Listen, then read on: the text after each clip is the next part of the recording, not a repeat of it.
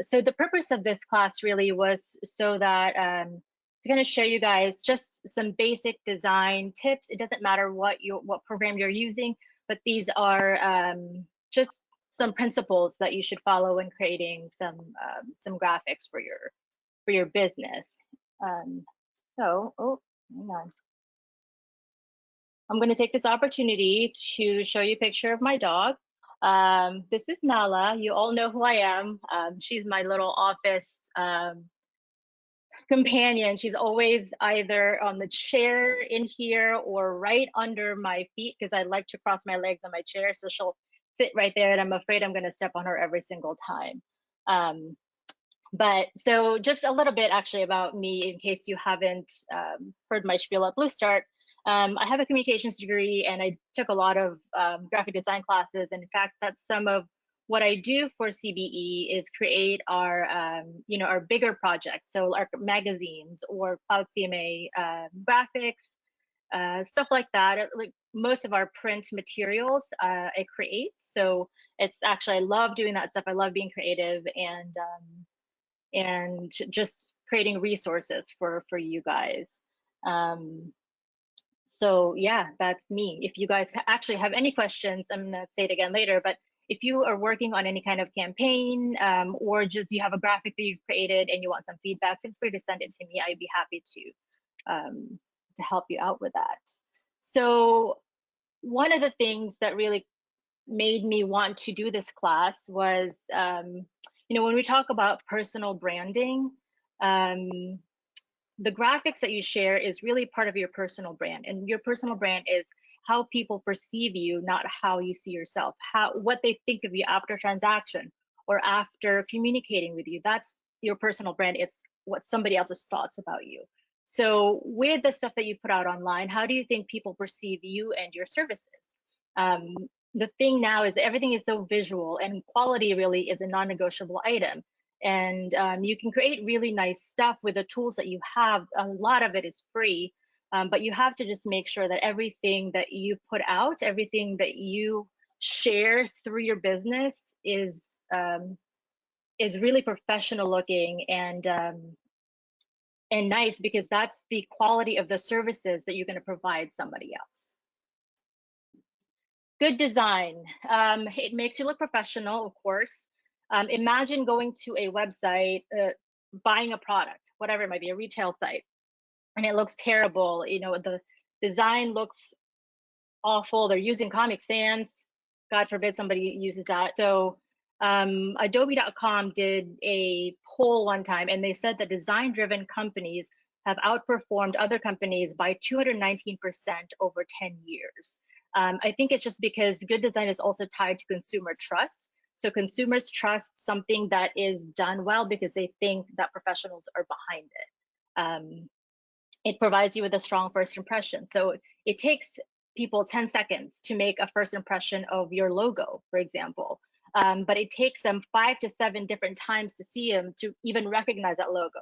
But as soon as they see a logo, they'll know, they have a perception in their mind if it's good or bad. So they'll already have formed that opinion very quickly, but it takes them, at the very least 7 impressions to even recognize that it's yours. So when you're creating these graphics for social media pages, if you're consistent and you have your logo, and they're going to know that it's you as they're, just scrolling through all the time. So consistency is definitely key here. So there are many different types of graphic design, and we're going to focus on one thing today. So there's visual identity design, and I kind of wanted to tackle this just so that you know that sometimes, some of these tips may not be appropriate depending on what it is you're doing. So a visual identity design, it's when a brand collaborates with designers to create logos, typography, color palettes, and image libraries that represent a brand's personality. So for our corporate brand identity, they've done that. So they have our identity standards guide that we've customized for CBE, but they've given us all of that. It's a style guide, basically. So it tells you exactly what the brand should look like and how it should feel like online. So the marketing, graphic design, that's going to be stuff that you guys are going to be doing. So postcards, flyers, newspaper ads, possibly. posters, banners, brochures, infographics, and stuff like that. And then let's see, user interface design would be your web page design. Theme design, like if you have a WordPress site where you can choose a bunch of different themes and layouts, that's user interface design. Even game interfaces, that's considered UI design. There's publication graphic design, and that's your books, newspapers, newsletters, even annual reports, magazines, and catalogs.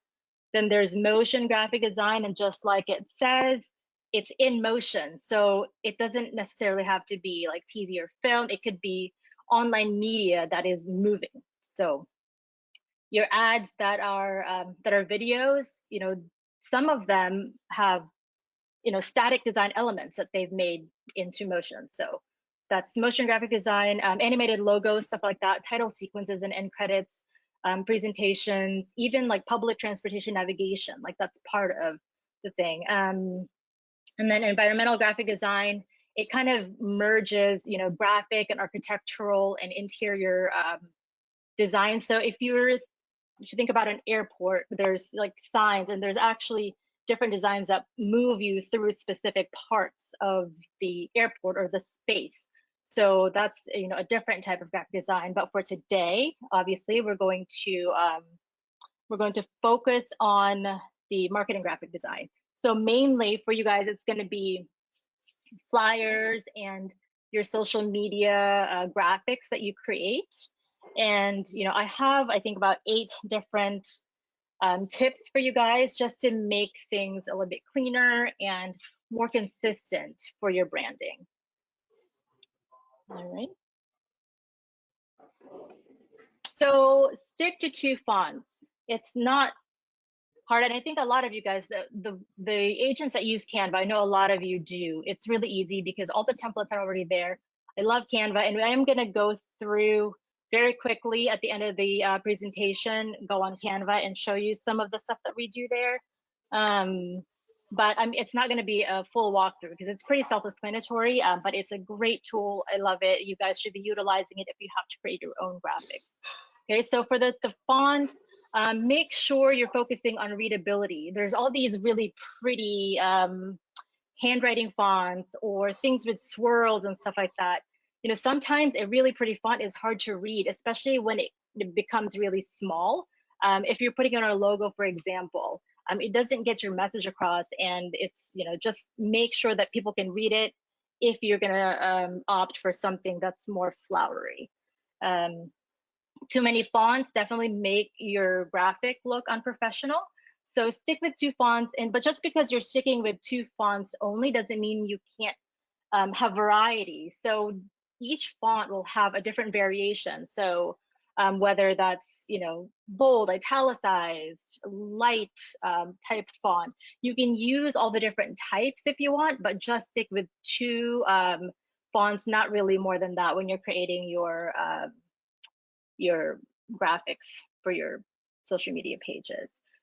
Make sure you stick with some fonts that align with the brand. I mean, you can have fun with it, but just make sure it's a professional font. Don't use Comic Sans.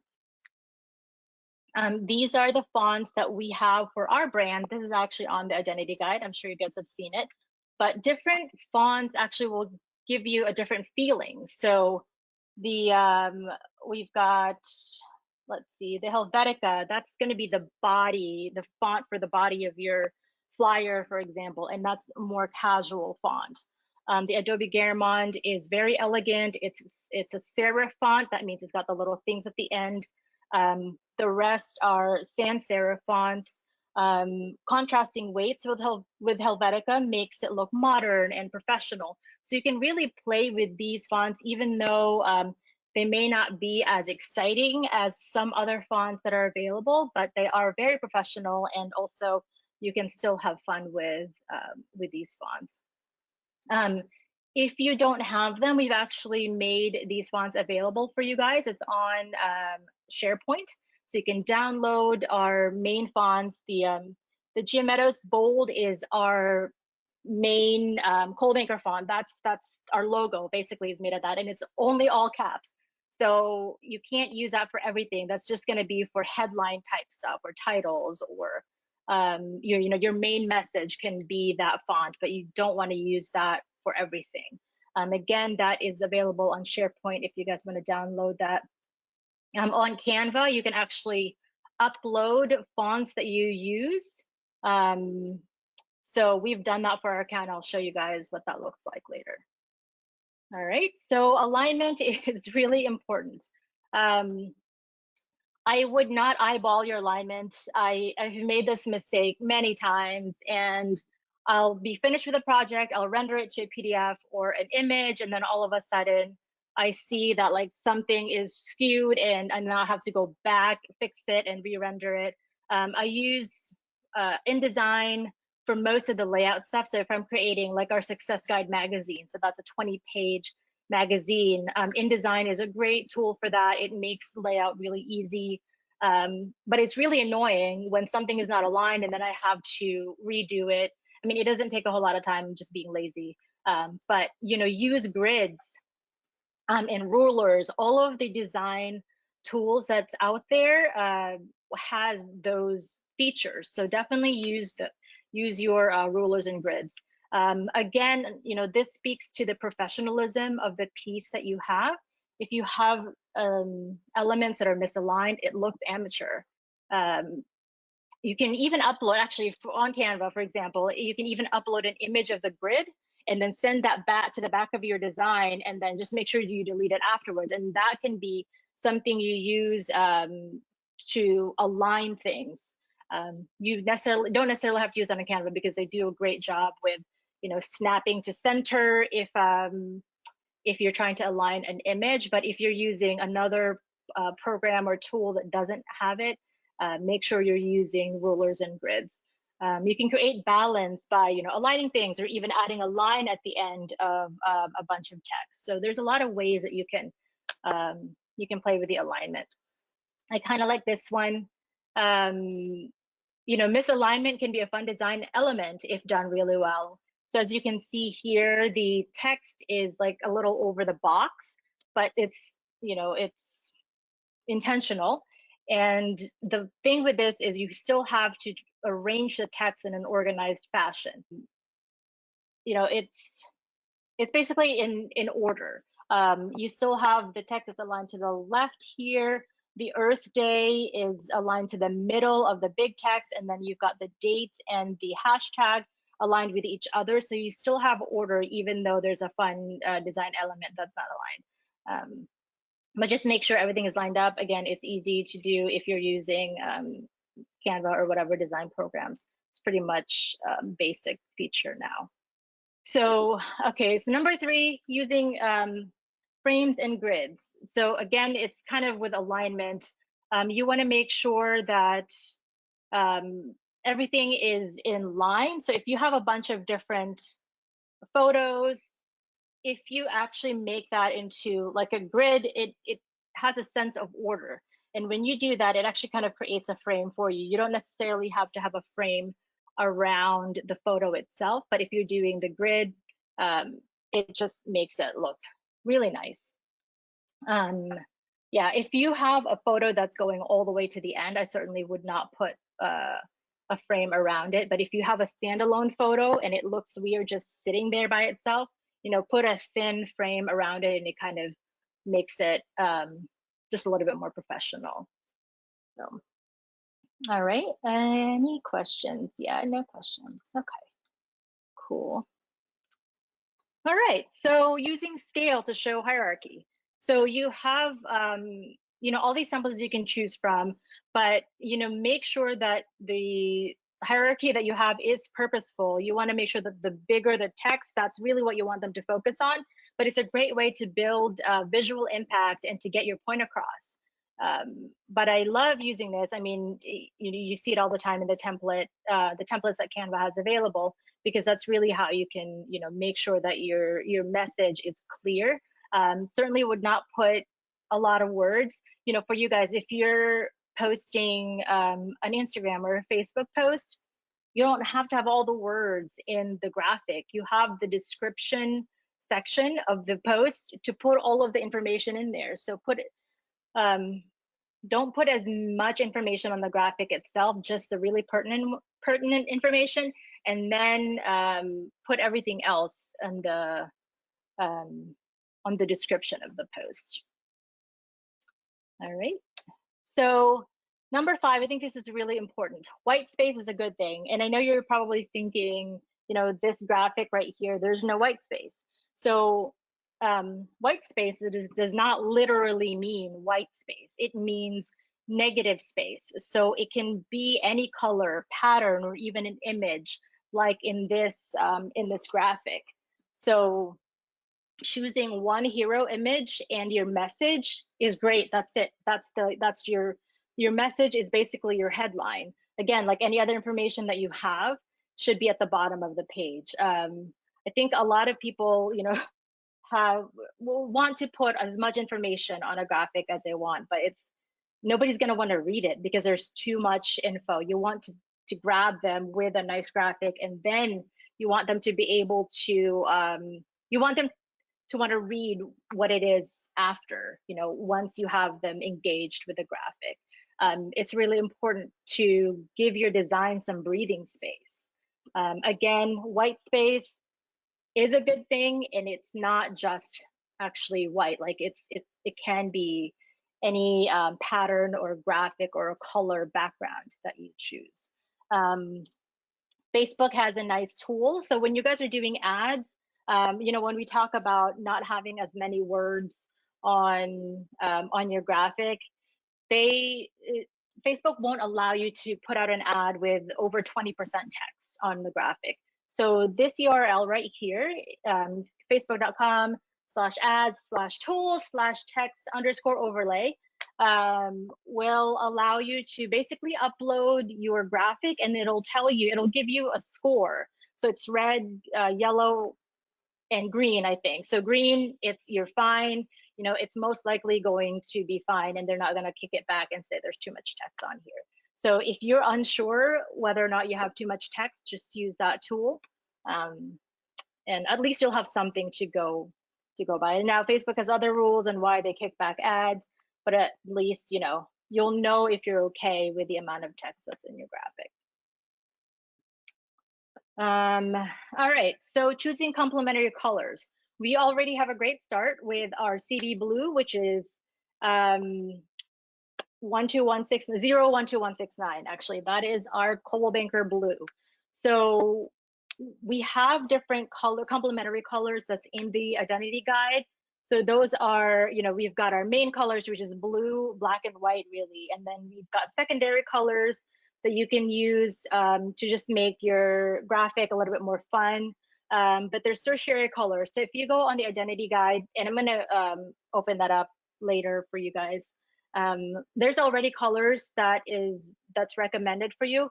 Not to say that you have to use those colors, but I would probably not use colors that our competitors are using, right? So you want to make sure it complements blue, and a lot of colors do complement blue, but just be smart about the colors you're actually choosing to go with your brand.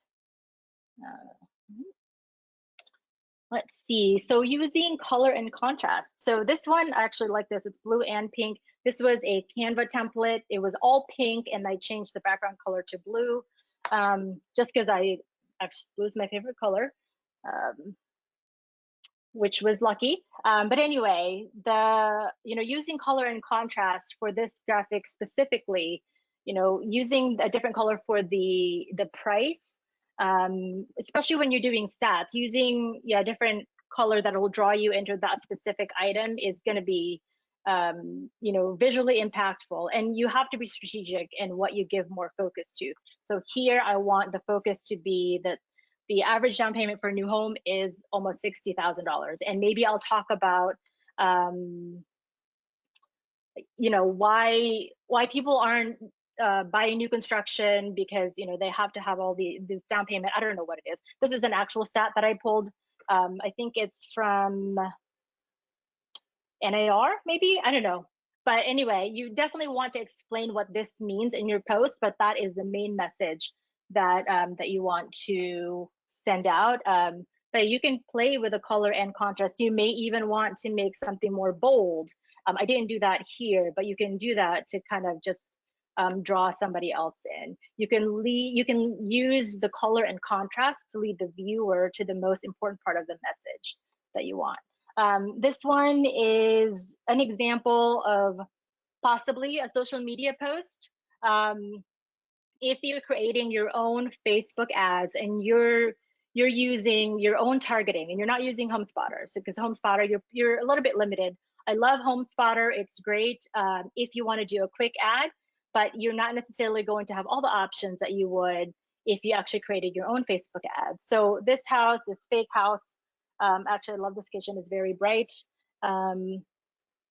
This theoretical house is in Stafford County, so I know that people in Spotsylvania County move to Stafford. Maybe they want to have a lesser commute time. So if I'm doing an ad for Spotsy County for a home in Stafford, I'm going to feature what is relevant to that person. So this one talks about, reducing your commute time by 20 minutes by living in this beautiful Stafford County home, and you can spend all your time in this fully renovated kitchen, whatever it might be. Just pick one thing about a house and make that a feature on a post. You don't have to take all of the pictures and all, the features about the house and post that. Just take one cool thing and maybe do that every week or every other day, whatever you want to do. But just taking a feature and then knowing who your audience is going to help with engagement. Now, choosing the right logo. As we've rebranded, we have a lot of different logo types. I don't know if you guys have pulled the logos. I hope you have from SharePoint. But we've got a bunch of different types. So you've got different layouts. So the horizontal stacked, just the horizontal, the vertical stacked, the PNGs, JPEGs, all of these different logo types are there so that you can pick and choose what to use depending on what you're doing. Main thing that I wanted to talk about here is that, just knowing the difference between what a JPEG and a PNG file is. So the very top logo here, the horizontal Coldbank Banker Elite with the CB on the side, that's a PNG file. PNG just means it's a transparent background. And so you can put it on anything and it won't have that white block behind it, like the one right below. So that's a JPEG. If you have a photo that's really busy, you're gonna want the white background behind it so that it doesn't get lost in the shuffle of your photo or whatever graphic you're doing. So just make sure you're choosing the correct font type and font layout when you're creating your graphic. And it's the same thing when you're creating your own logo. I see that a lot of you guys are hiring somebody to make your own logo. If you do that, make sure you have different layouts that they give you. So whether it's just the icon, make them give you an icon file, and then make them give you maybe a horizontal logo type or a vertical one, because it doesn't, one might not be appropriate for what you're doing. So you need a few different types depending on what graphic you're doing. All right, so the identity standard guide, let me go out of here. I need to switch screens, so bear with me for a second. Okay. Main screen. Oh, there's my face. Okay. So I think you guys can see the identity standard guide. A lot of the stuff we talked about is here, and I know I bamboozled you guys into a design class when really I talked about the identity standard guide, but it's very cool. I just wanted to show you a couple of the really important pages that you should be looking at. The link for this is on the resources page in SharePoint, and if you don't know where that is, let me know after the class and I will send you an email with a link. So on page 21 is the start of the legal compliance pages. So if you ever have any questions on what you're doing, so maybe you're doing a billboard or a poster and it's going to be print, there's different minimum requirements for whatever it is you're doing. So there's print advertising. You have to have the firm name, your name. It must be clearly and legibly displayed. That is the minimum standard of what you have to have in print. It does not mean that's all you want in there. You know, that's just minimum standard so that the consumer knows who you're with and who you are. Again, minimum standards, you obviously want your phone number on the website, but for your website, the only thing required is your licensee name, and the firm name and city and state. But of course, you're going to want your phone number and all that stuff in there. For your website, I would suggest that you have this information on every single page of the footer, every single page of your site, just because, you know, with the online one-click rule, if somebody does end up on your website, you want to make sure that there's a disclosure for your site on every single page. It doesn't matter what page you land on, whether it's a blog post or the main page or whatever. So there's that. And then the next page, on page 22 and 23, this talks about, you know, when you're doing creating your Facebook page, you know, the name on the page that you should have. If you're using Coldwell Banker Elite, you have to have your name on it as well. Especially for emails, we've seen a few agents that send drip campaign emails or property alerts, and it just says Coldwell Banker Elite on the from section, and you should change that to your name and Coldwell Banker Elite, or just your name or your team name. If we see it, we'll let you know that it's an issue. Sometimes people don't realize that that's what they've done, and that's totally okay. We'll just let you know that's the case, because we don't want your emails to seem like it's actually coming from the entire company, from the firm. So, you know, make sure that you're disclosing who you are, depending on what you're doing. So there's the identity standard guide. And actually, I think I'm going to take this time to go through Canva real quick. So I think, let's see who's on here. Amber and Abby, they're awesome at Canva. They use it all the time. One of the things I love about Canva is that all the elements that you need to make a graphic is already there. You don't have to pull stock photo. You don't have to pull design elements. I mean, all of it is there, and you can really easily create your content right from here. Most of it is free. You can create your free account. We do have a paid account for the company, because while I use the Adobe Suite for a lot of like the bigger projects, Poppy uses Canva for our social graphics. So because anything digital, really, it doesn't make sense to spend way too much time doing something. You can easily do it on Canva and share as a team, share the graphics. So if she creates something and she shares it with me, I can edit it and she sees all my edits, and vice versa. So I love this tool, especially if you're working with somebody else. You don't necessarily, you know, have to be a team, but if maybe you're co-listing or something, whatever it is your needs are, it is really a great tool. But again, I think that the team thing, you have to be paying for it. It's $10 a month per person. When we talk about the grids and all that stuff, that's already on here. So let's create something real quick. So when you first log into Canva, you'll see this main page. And to start creating your design, just literally click create design, and there's a bunch of different templates here you can choose from. So if you want to make a cover for your YouTube channel and you don't know what the dimensions are, you don't have to know what the dimensions are, because that's already here for you. If you want to make a Facebook ad or a Facebook post, all of those dimensions are here. But if you're still not happy with all these choices, you can go ahead and do your own custom dimensions. So maybe I'm making a postcard, and okay, so it's default in pixels with a postcard, because I want it to render as a PDF in print format. You're gonna want to change this to inches, because that creates the final file that you have really big, so that it's not pixelated when you send it to the printer when you go ahead and print it. So change it to inches. We're gonna do a 5x7 design. Hit create design, And it's going to obviously give you the exact dimensions that you asked for, but also a bunch of different templates to choose from. So all the stuff that we talked about, that I talked about earlier, you know, with the grids, that's all here. So just click on the elements. Right here's the grid. So let's look at all of that. If you're creating a graphic with a bunch of different photos, you know, just choose the grid that is appropriate for what you're doing. So maybe I'll choose this one, and it will resize the grid to the exact dimensions of your file. So that's awesome.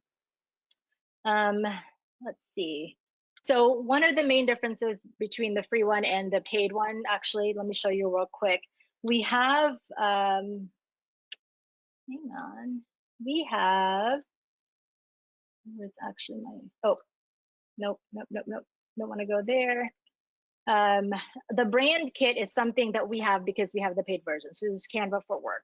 What's nice about this is that we can upload all of our logos and then not have to worry about finding where that logo is, because it's going to be in a separate folder on my settings. So we can also pull in all of the brand colors that we have from our style guide, and that's all here, and all of our fonts are here that we've uploaded, and the entire team can actually see all of this information. So it really creates that consistency and branding for everything that we do, because all of that is right here and easily accessible. All right, so let me go back to this. In order to put your photos in the grid, you want to upload them. So you can either drag and drop the photo from your, on the Mac, it's called Finder. Upload that here, or click on upload an image or video and upload all the photos that you want. So for this, since I already have a bunch of photos, I'm just going to choose a couple of examples. You just want to drag and drop the photo here. And if for some reason it's not aligned perfectly for what you actually want the picture to look like, just double click on it and you can move it around. So I think maybe I want to make this a little bit larger and really have a focus on that fireplace. So that's it. And then put in all of the photos that you want. Yeah, obviously I have a bunch of stuff here. You can also organize this in folders and actually have some folders here. But I just, you know, don't do a great job with organizing all my uploads, but you should do that. Under folders, if you go to shared with you, these are all the logos that I have in our brand kit. So I can just go here and maybe choose this logo for, oh, see, because this was a grid, it's actually putting it thought that I wanted the logo as part of the picture, as the actual photo. So I definitely don't want to do that. One of the things that you should, okay, hang on, let's move that here. If for whatever reason, you know, you choose a PNG file, but it's still you're still not able to see it correctly, you can, this is really annoying me, you can actually just put a background behind it. My computer is very slow. You can put a background behind it so that it's almost like you've created a JPEG for yourself. Okay, so if you do this, and I want to put a, let's see, a white background because I can't really see it, but I want it in the middle of the picture or whatever. I'm going to go to my elements and just pick a shape that I want. Change this to white, and then I'm going to switch the position to backward so that it's the logo is in front of it now, and then that's it. And then you can group these together. So if you click on both elements, hit group, when you move it, then it's gonna move together. You don't have to move two separate elements when you're doing that. So yeah, that's it. There's actually, I have a bunch of designs already here. You know, just because the design has, you know, like has a default font, for example, like this one I showed you guys earlier. I quickly created that here, chose a template, and then I changed the font. But for example, like in this section, I actually don't like how the text is kind of, it seems like it's squished together for me. So I can go ahead and go to, oh, no, that's not what I want. Unclick, wow. Okay, I can go to the spacing of this. I can increase the line height or the letter spacing between. So actually, I think I like the line height the way it was, but I really want the spacing to not be so close together, right? So you can adjust that here and just give a little bit more breathing room for your text. And that's how you do that. And I'm gonna change that to center align, and that's it. And then you can add your logo or whatever you want in here. Once you've created your graphic, you can download it. You can publish it to Facebook, but I always just download it to my computer. If you're doing a social media post, so you're either going to want to do a JPEG or a PNG file. It doesn't really matter. The only time it matters is if you have a graphic maybe that is, you wanted to create a circle and the rest of the background is transparent. So you're going to want to get a JPEG or a PNG file so that you don't see that background. For this graphic, it doesn't matter. So I'm just going to do JPEG. If you're doing a print file, if you're creating a print file and you want to send it off to the printer to create a postcard for you, or if you're printing it on the office printers, you want to make sure to choose a PDF or actually PDF print, because that's going to be the best quality file that you'll get, and it's, you know, it's not going to be pixelated when you print it. So I do love this tool. It's very user friendly. It's all the elements that you need is here. So again, like a lot of the photos that I've chosen here, they're free. They just increased all of the stock photos that's available for you guys. And there's a bunch of real estate templates in here. So if you're doing an open house, just click on real estate or just search for real estate and it'll give you, nope, not there. It'll give you a bunch of templates for real estate. But if you're looking for a stock photo, this is what's happening. Okay, let's go here. Okay, if you go to photos and click on you know, the search bar and search for a specific picture that you're looking for, and it gives you different categories. This is how you can, you know, use your find the stock photos that you can use for your graphic, and you don't have to buy them, or you don't have to buy them. Yeah, which is really nice. There, I don't know, there's thousands of photos in here to choose from. So whatever it is that you're doing, you know, you can just choose a stock photo here. You know, for time saving purposes, if you have a bunch of blogs that you're planning, or if you've got a bunch of posts that you want to do, I would go ahead and create it at one time and then save them all and then post them on a weekly basis, but have it all ready. If you're in here creating designs anyway, just go ahead and create a bunch of them. So if you want to go ahead and copy this page, so if I want all my blog posts to have the same image, but maybe make it a little bit interesting. So I'm going to go ahead and create another one for a future blog post, and maybe change this to a different color, and change this to a different photo, but still keep the same elements. It has that consistency for your brand, but also, you know, you're doing it all in one file and all at one time, so that you don't have to keep going back and creating designs. So once you're done here, you can download all of the different files you've created. So we're going to do a PNG file, all the pages, hit download, and that's it. And it's going to save it to your computer. I would really just suggest you guys play with Canva. It's so easy to use. I love it. And again, all the elements that's to create a really nice, engaging graphic is there for you. So there's my post or my design, and that's it. So I'm going to go back to the other screen. Okay, and go back to the presentation.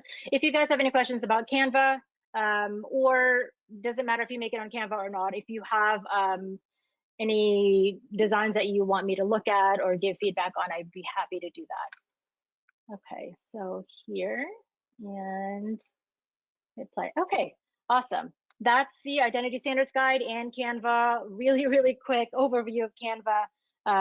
If you have any questions about it, again, let me know. Just a few things to think about as we end the session here. This has been my mantra for a while.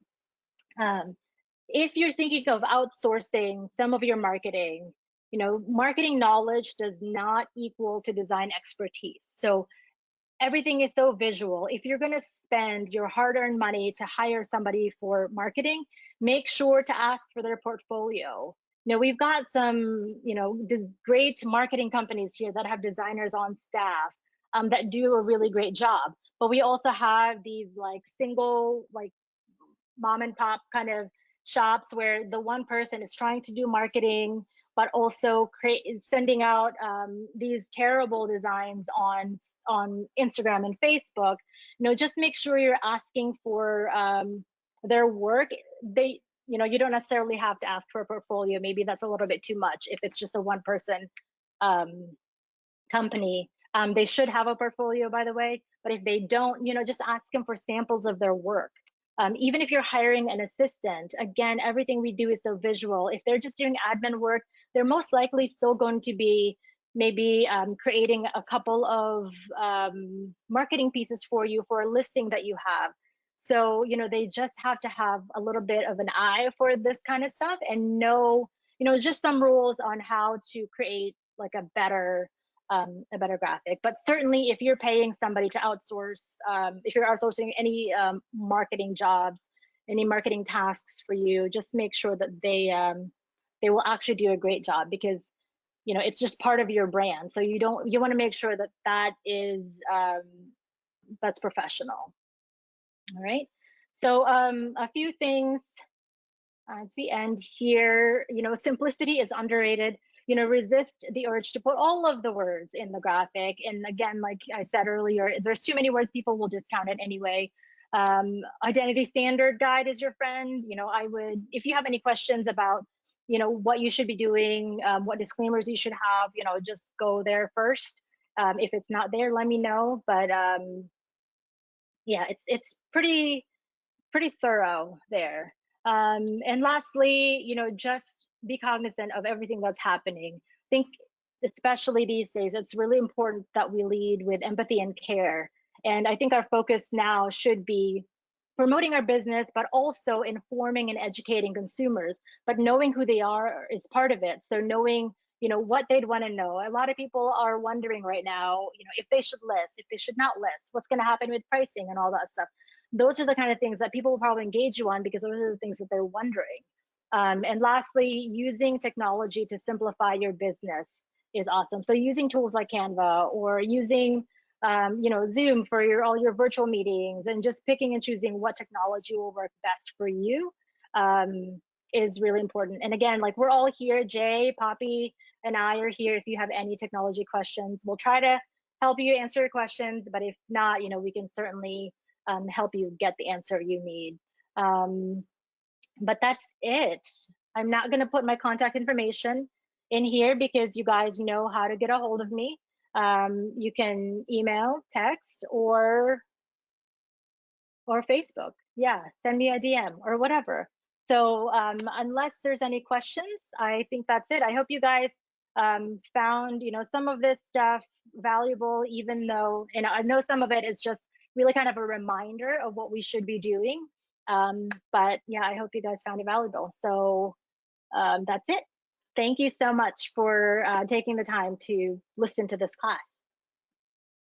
Bye.